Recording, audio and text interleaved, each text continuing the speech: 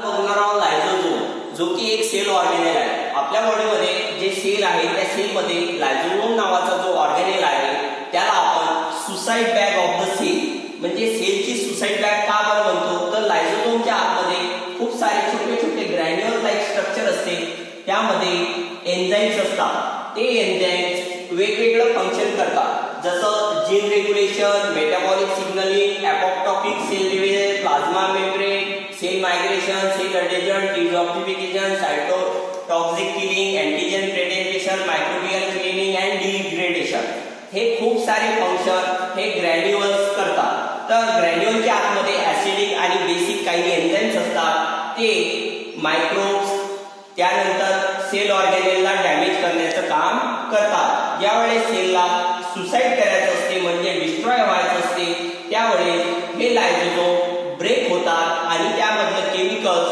Acid, enzyme हे बाहेर येते आणि सेल डिस्ट्रॉय होते। त्यामुळे लायझोझोमला आपण suicide bag of the cell म्हणतो।